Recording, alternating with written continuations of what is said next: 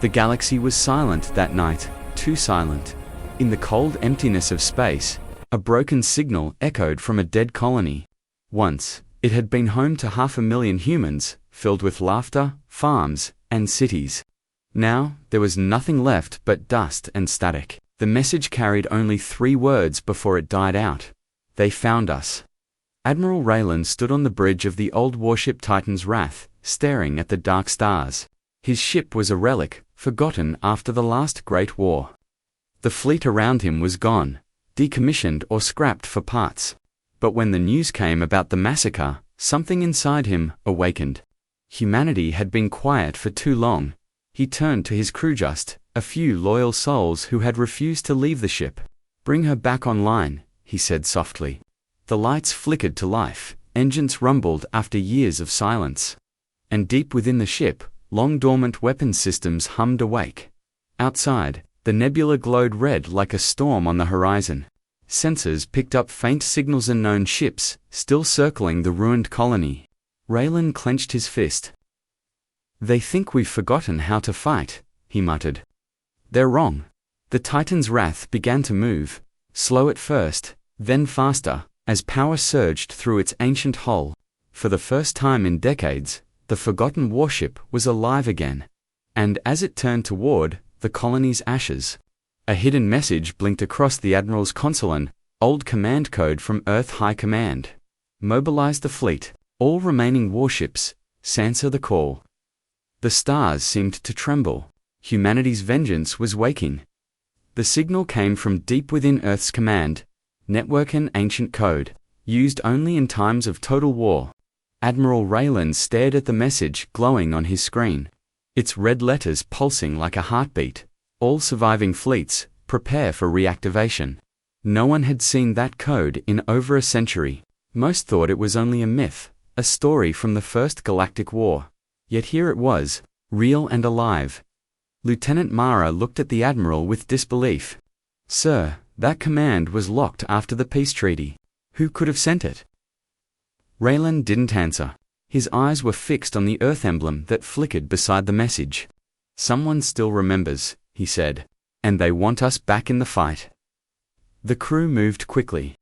Communications arrays reactivated, scanning for any surviving ships. Static filled the bridge then. One by one, faint human voices began to respond. Old battleships, hidden outposts, secret stations, all answering the same call. "This is the Vanguard. Systems online. This is Nova Shield. Engines ready. This is Helios Prime. Standing by." Each voice carried anger, sorrow, and purpose. Across the void, thousands of warships were awakening, dust shaking from their metal hulls. Mara whispered, "Sir, it's not just one fleet, it's all of them." Raylan felt a chill. The stars outside seemed to burn brighter, as if the universe itself was watching. He knew what this meant. Revenge was no longer a dream. It was a command. He turned toward the viewing window. The ruins of the human colony still floated in the distance, cold and silent. "Prepare to link with Earth Command," he ordered. "The age of silence is over." Across the galaxy, a storm was forming, one made not of wind and rain, but of fire and steel. Every human warship that still breathed was waking from its slumber. Dockyards glowed with life again, engines roared, and fleets began to move through the dark like silent shadows. On the Titan's Wrath, Admiral Raylan watched as messages poured in from every corner of human space. Thousands of ships had answered, old commanders, retired soldiers, even civilian captains, all united under one message: for the fallen. The bridge lights flickered as the ship's main display filled with glowing dots, each representing a warship now joining the call. The numbers kept growing. 100, 10,000, 50,000, until the system's computer stopped counting. Humanity's fleet was reborn. Lieutenant Mara stared at the display in awe. "Sir, this is more than a fleet. It's an army." Raylan nodded slowly. "No, it's a promise." Far beyond, alien scouts picked up strange energy readings near human space. They sent warnings to their leaders, but it was too late. The silence before the storm had already ended, in the depths of space. The Titan's Wrath and her sister ships aligned into formation. Massive carriers drifted beside destroyers, and cruisers locked their cannons toward the stars. A single transmission echoed across all frequencies. Raylan's voice, calm but burning with fury.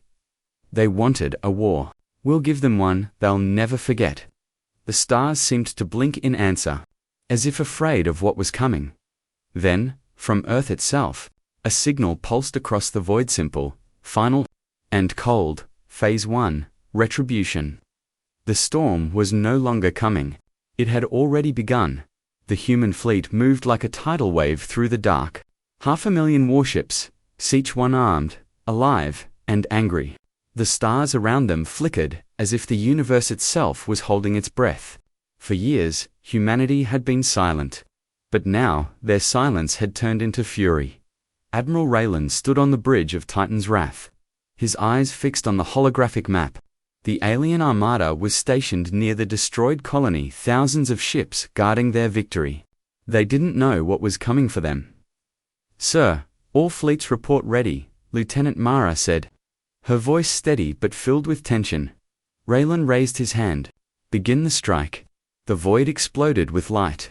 Beams of plasma and particle fire crossed the darkness like falling stars. Human dreadnoughts unleashed their cannons, tearing through alien shields. The soundless battlefield became a storm of color and death. The alien command ships tried to retreat, but humanity's warships were fast. Squadrons of fighters burst from carriers, weaving through debris, targeting engines and cores. One by one, enemy ships turned into blazing wrecks. On the bridge, the crew could see the remains of the colony cities turned to ash, human bones scattered among the ruins. Every shot fired was for them. "Status report," Raylan demanded. "Enemy fleets collapsing, sir." They're falling apart." Raylan didn't celebrate. His expression stayed cold. "They thought we'd never rise again," he said quietly. "But this is only the beginning." As the last alien ship exploded, a dark signal appeared on the radar. Something huge. Deeper in the sector, Mara frowned. "Sir, that's not a ship. It's a command world." Raylan's jaw tightened. "Then that's where we go next." The first strike had ended. The real war had just begun. The fleet drifted in silence after the battle. Debris floated like snow, glowing faintly against the endless black. Humanity had won the first strike, but no one cheered. Every crew knew this was only the surface of something far darker. Admiral Raylan studied the radar, his eyes narrowing. The massive signal they'd detected pulsed steadily, deep inside alien territory. It wasn't just a base, it was a world. The enemy's command center, built into a living planet of steel and fire. Lieutenant Mara zoomed in on the scans. "Sir, that thing's the size of a moon. It's building ships, thousands every hour." The bridge went quiet. The thought of facing such power made even veterans freeze. Raylan finally spoke, calm but cold. "Then we cut off its heart before it grows." The order spread through the fleets. Recon ships jumped ahead, slipping into the shadows of enemy space. They captured transmissions, alien voices filled with panic and disbelief. The invaders couldn't understand how humans had risen so fast, how ancient fleets had returned from the grave. Deep inside the command world, the alien leaders gathered. Their luminous eyes flickered nervously as reports poured in: armies destroyed, colonies burning, and the terrifying words repeated across every channel: "Humanity is back." Meanwhile, the Titan's Wrath led the main formation. The engines glowed blue, cutting through the void. Each ship carried the same message painted across its hull: for the lost colony. Raylan stood before the great viewport, watching the metal planet grow larger. Its surface was covered in towers, cannons, and moving lights. He whispered, "That's where it ends." Mara turned toward him, fear and fire in her eyes.